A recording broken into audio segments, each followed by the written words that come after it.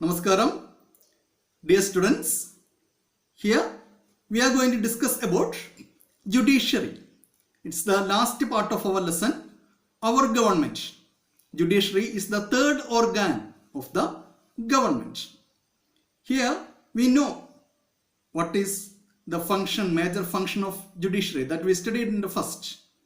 In the beginning of this lesson we had studied that judiciary interprets law.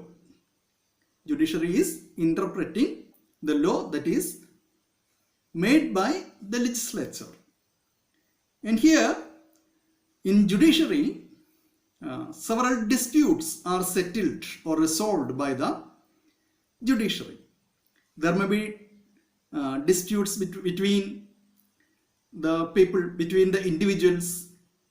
There may be disputes between the individual and the government. Disputes between the central government and state government, and the dispute between various state governments, etc.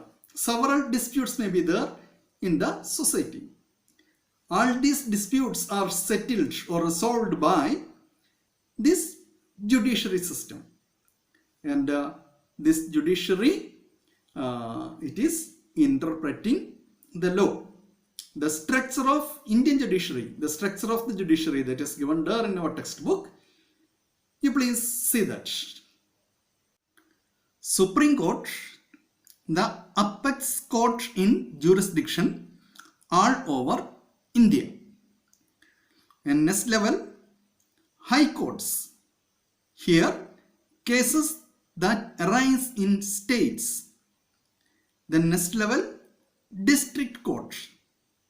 Here, cases in the district. And the next level, sub-courts and municipal courts and the magistrate courts. Sub-courts, municipal courts and the magistrate courts. They here, taluk level cases. This is the structure of Indian judiciary. Supreme Court is the apex court in India. It is the high level court in the nation, in the country. And there is a chief justice in Supreme Court, and a group of judges are there. The chief justice and the judges are appointed by the President of India. The cases that are considered by the Supreme Court that are listed in our textbook. You please see that. Cases relating to violation of fundamental rights. Cases that arise between state government and the central governments. Disputes between state government. Cases that require interpretation of constitutional provisions. Appeal cases from high courts. These are the major cases considered by Supreme Court of India. And the next level it is High Court. High Court is the highest court in a state. In High Court also there is a Chief Justice and a group of judges. They are also appointed by the President of India. The major cases that are considered by High Court that are given there in our textbook as a list. You please see that.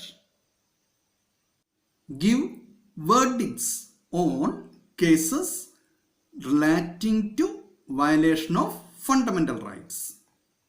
Here's civil and criminal appeal cases from lower courts. Interprets laws passed by the state legislature. These are the major cases that are considered by the High Court of a state, High Court. Here, the cases that are related with the violation of fundamental rights are considered by High Court and the Supreme Court. both High Court and the Supreme Court are considering the violation of fundamental rights. The subordinate courts like district court, sub-courts, magistrate courts, municipal courts are the subordinate courts, and all these subordinate courts, they are giving verdicts upon the criminal cases and the civil cases. That's the structure of Indian judiciary. And here in this lesson we studied about the government, our government. There are three organs for our government: legislature, executive, and the judiciary. A government will become effective if all the organs of the government like legislature, executive and judiciary are functioning properly.